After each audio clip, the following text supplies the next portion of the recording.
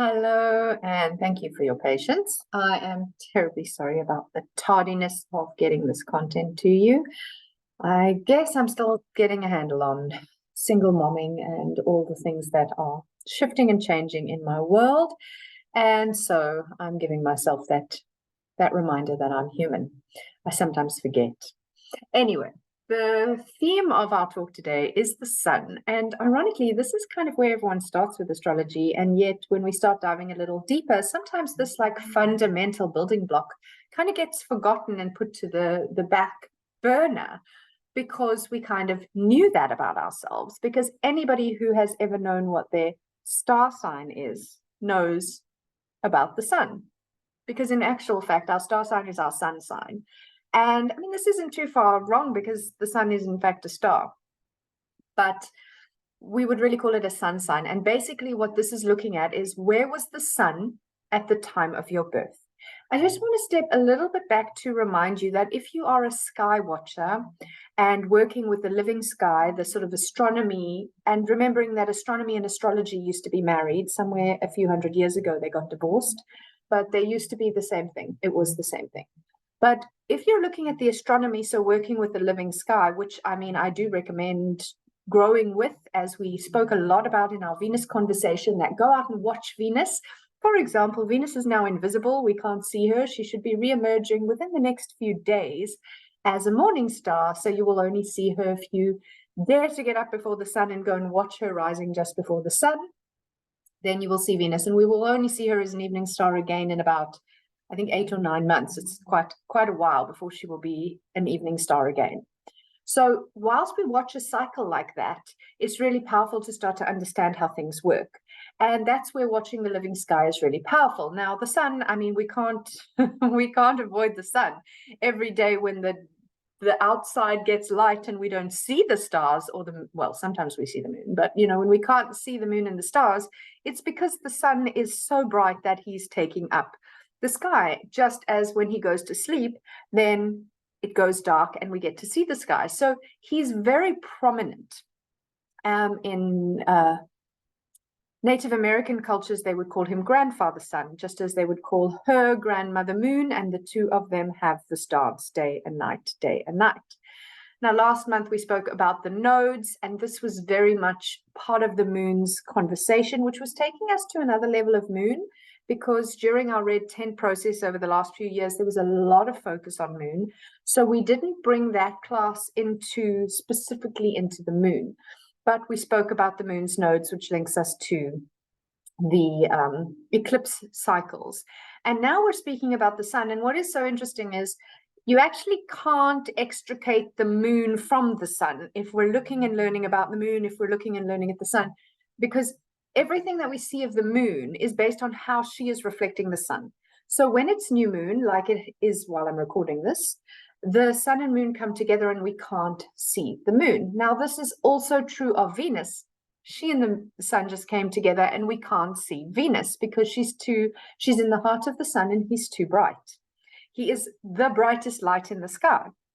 In astrology, we call him one of the lights. He is the light, and the other light is the moon. But the moon herself doesn't hold light. She just reflects the sun's light. And what's so interesting about that is she's dark when she's kissing him. When she moves past and she gets to the 90-degree mark, that's when we see what looks like a half moon in the sky. And we would call that the first quarter phase if it's a week after the new moon.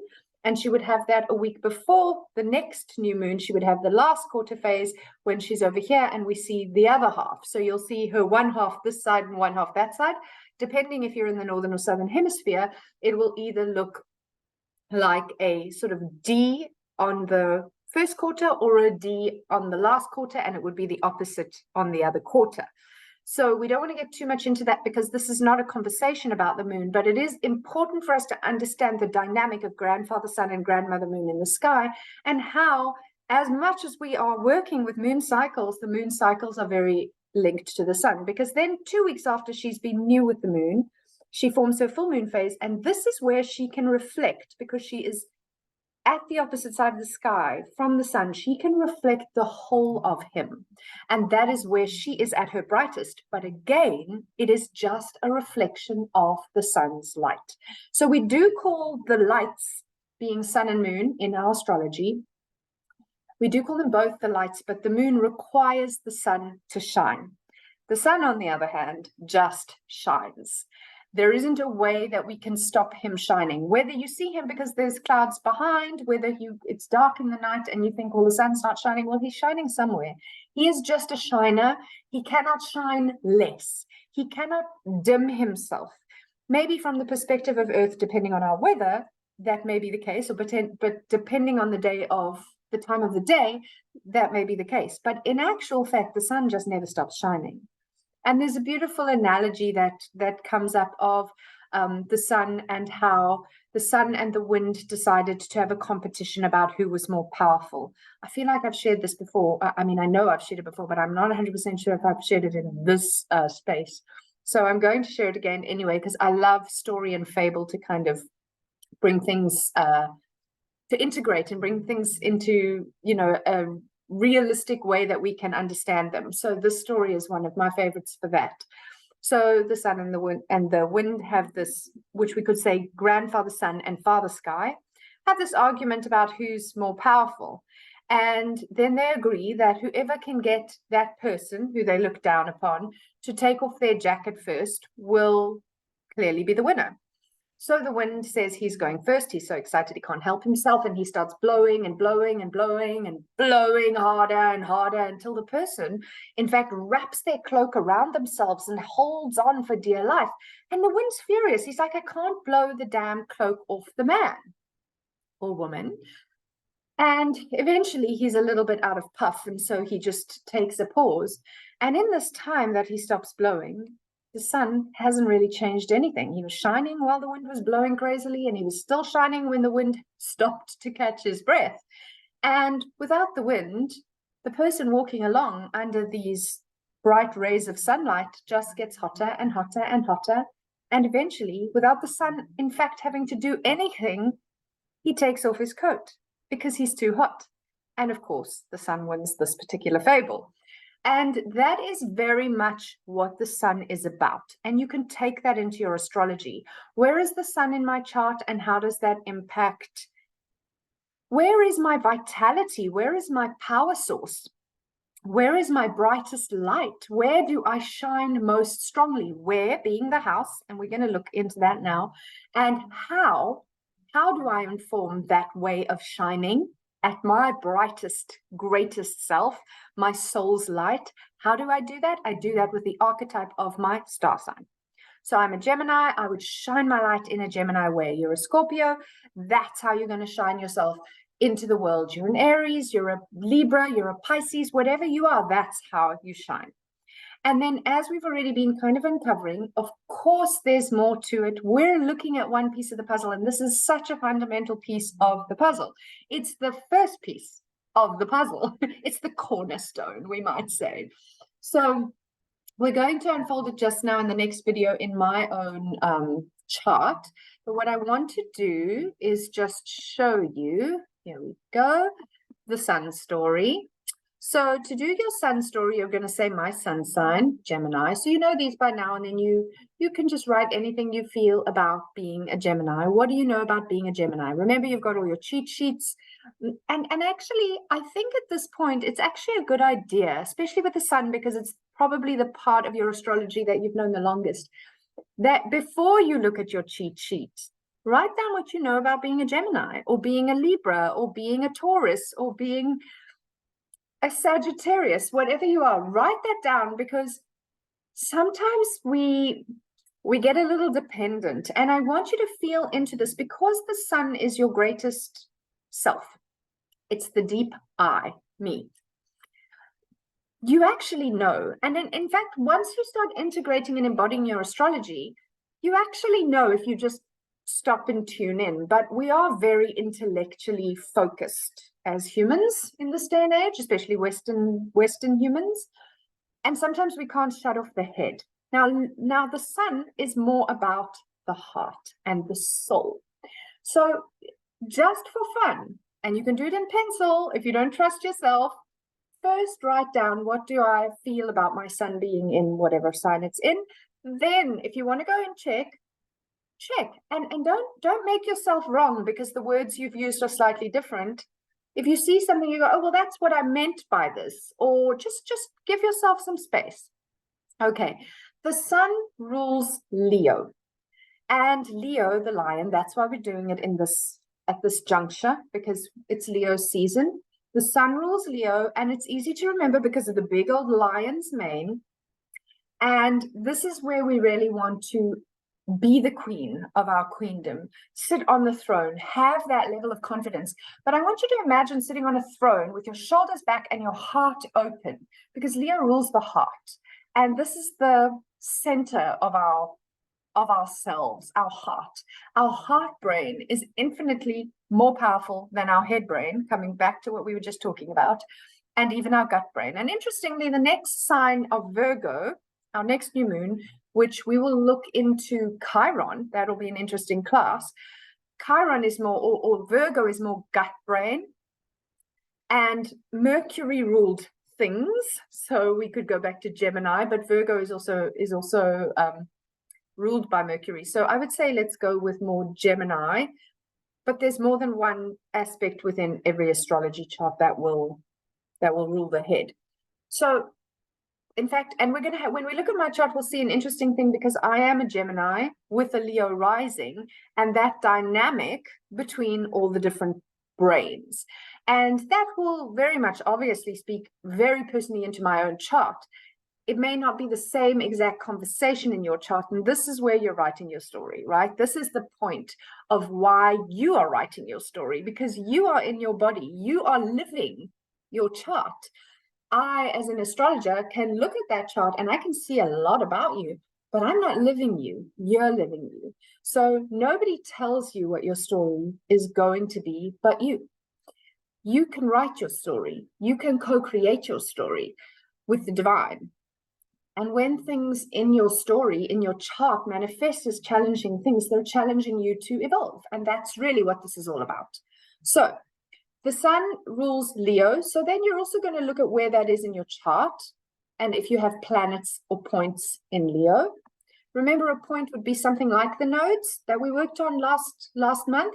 And remember, if you're looking at your chart and you see, say, the North Node in Aquarius, remember that opposite that in Leo would be the South Node. It's not pictured in the charts that I sent you, but just to remind yourself, opposite to Aquarius is Leo, which means that would be where you would look for the South Node. If you've got North Node in Aquarius. But other points we would call the ascendant would be a point. It's not a planet. The descendant, etc. Those are points. So I'm sure we've covered this a little bit before, but just to remind you, if I say planets or points, planets are quite obvious. Points are important, but not as obvious. Even oftentimes in their manifesting, you have to just drop in a little deeper to recognize a point. It's a sensitive place in your chart, but it doesn't have an actual planet. So now we're going to say, where does my soul express? So we've said the sun rules Leo, and you say Leo is in my case, I would say Leo is in my first house, but it's also in my 12th house, and you'll see that in the next video. Then we're going to say, do I have planets there? And you're going to write your planets. Now, in my case, I might say Jupiter, and I might want to say, and really just go as deep as you feel makes sense to you. You don't have to put everything in there. If you don't know about that, don't put it there. It's something that evolves as you go and grow.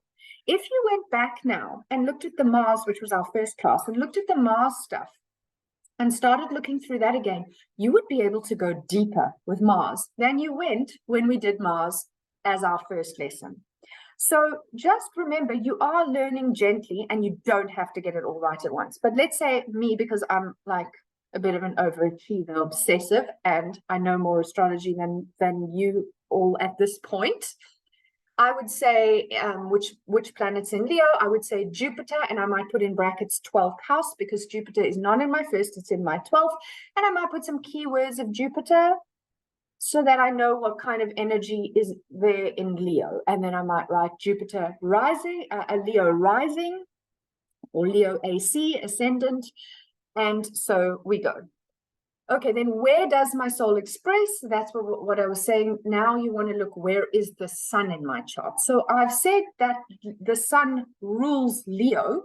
This is where Leo is in my chart. But unless you are a Leo, then you're going to go, well, where is the sun in my chart? For me, I'm going to go, well, the sun in my chart is in the 11th house in Gemini. Now I'm going to write any keywords I want to write about that. And just to build my kind of conversation, and the way that we can build sentences with keywords gives us good access into what could I do with that? You know, it's like if you were writing a story and somebody said to you, there was a young maiden and there was a young man and there was an old crone and there was a dog. Now you've got parts with which to build your story. If somebody just said, write a story, and you're like on the spot, well, give me something to start. Do you want a fairy story? Do you want a farming story? Do you want a city slicker story? What do you want? Is this about animals? What is it? So if you imagine that these sun, moon, all the things in your chart give you a player on the stage of you, creating parts, internal parts of your story, which often get reflected from outside of you as well, in order for you to have a more exciting narrative, then it makes more sense. So I would say whatever I feel like saying keyword wise about sun is shining in the 11th house in the sign of Gemini. What might that look like? And then my likes. So what does a Gemini sun enjoy? A Gemini sun enjoys information, learning, playfulness, imagination, you know, that kind of thing. And then what does my sun struggle with? That would be more the shadow traits of Gemini. Gemini struggles to stick with things. Gemini struggles to with boredom. Gemini struggles with gossip. Like, where is the area with focus? What is a challenge for Gemini? Okay, so that's the one thing that you're going to do, the story. And then, of course, as usual, there is the piece of this. Remember that when we finish going through all of them, I'm going to send you the whole PDF like a booklet.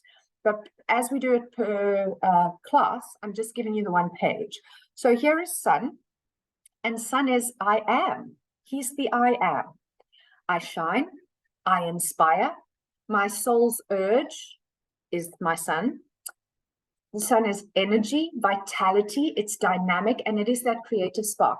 And here is the glyph for sun. I think we spoke about this in that PDF where I have sent you of the glyphs, but I'm just going to say it again because the sun is like a big circle with a little dot in the center, and it's about being solar centric because the sun is the center of the solar system. And the way in which we do astrology, it's like us sitting on Earth revolving around the sun. And from our perspective from Earth, what's happening with all the planets who are revolving around the sun. So it's meant to be self-centered, solar-centric. It's meant to be. It's healthy. Of course, if we look at Leo, that can go into things like arrogance and narcissism and intensive things. Like all the signs, there is that darker side. So Leo rules things like pleasure, creativity, children, hobbies, and play. And just hearing those words, if you've been analyzing through any of our classes so far, the fifth house, which I know a couple of you have, you may recognize that those have kind of a fifth house feel because Leo is the natural ruler of the fifth house. It's debilitated in its opposite sign, which we already mentioned, of Aquarius. Leo and Aquarius are opposite each other. And Leo is ruled by the sun and Aquarius is ruled by Saturn. So the sun is like bright and hot and Saturn is cold and dark. So they have this like opposing kind of force energies. So that's why the sun in Aquarius is not, and that doesn't mean anybody who is an Aquarian is suddenly just doomed because the sun doesn't like being there. But it means that sometimes in order to shine, for example, with Aquarians, anybody who has sun in Aquarius or other planets for that matter, but let's just stick with the sun, can be kind of quirky, offbeat. If they themselves are not a little bit weird and unusual, they will attract weird and unusual. Like you would be the person who would bring home a strange boyfriend and your parents would be like, oh my gosh, look what she's brought in. Or rescue like bedraggled pets, or have friends who are just fringe dwellers. So Aquarius has this kind of awkwardness or quirkiness, unusual, fringe, radical kind of vibe. And Leos would rather be clearly queen-like or clearly center stage. So even just in that conversation, you can see how Aquarius is like kind of resistant of that Leo sun vibe and more, I'm going to do it my way, a little bit more quirky, as I say. And then where the sun is most comfortable, other than being at home in Leo, is Aries. And Aries is one of those Mars-ruled spaces that is hot, dynamic, fast, intense. So you can kind of see that it would work well for the sun because, I mean, the sun is all of those things too. The opposite sign to that is Libra, which is Venus ruled. And so this is where the sun is not as comfortable because Libra is such a sign of sharing, a sign of cohabiting, and the sun can't dim himself. And Librans have a tendency, and again, this doesn't mean that every Libran is doomed. It's a similar conversation to the Aquarius, but it's where we can say, you know, they can be very codependent. The sun cannot be codependent. He just is. I am. I'm sorry I can't dim myself to make you feel better about yourself. You see, so the moon becomes more relational and she adapts more in her reflection to the sun. She keeps changing, evolving. So she's a little bit moody and more feminine and unusual and a little chaotic. The sun just is a little bit, again, like, because the sun being a, you know, a great masculine energy and archetype, not gender, but yang, and the moon being the opposite of that, being more feminine, yin, you know, the yang is sort of straight as an arrow. I am, I shine, I do, like, that's it. And it's kind of the same where we look at in general, obviously a broad generalization, but men tend to be a little bit more straightforward. You kind of know their thinking pattern is a lot less complicated and nuanced and hormonally dependent than women's. And that's because we have a more lunar way of operating, and she's like reflecting him at different points, constantly changing. So I hope that makes a lot of sense about where the sun is and how important that is in our chart. And before I let this get too long, I'm going to jump into another little video analyzing the chart using mine so that you can do the same with yours. And then we're going to set up a meeting for next week once you've had a chance to go through this content and see how you find it. I'm looking forward to it. I think the sun is always a very exciting one to work with. His main cycle is a year. It takes 1 year for the sun to get around the zodiacal wheel. He moves 1 degree a day. So where the moon goes all the way around in 1 month, the sun takes a year. And so we work very strongly with the solar seasons as well, because we're doing our summer, autumn, winter, spring with more the sun. So he's kind of like a clock as well, which is very interesting to work with on. And there's a lot of ancient techniques that give us a lot of timing techniques based on these things. We're not getting into that, but just to say he is fundamental and we have to give him the space that he deserves within our learning and analyzing ourselves. So thanks for watching.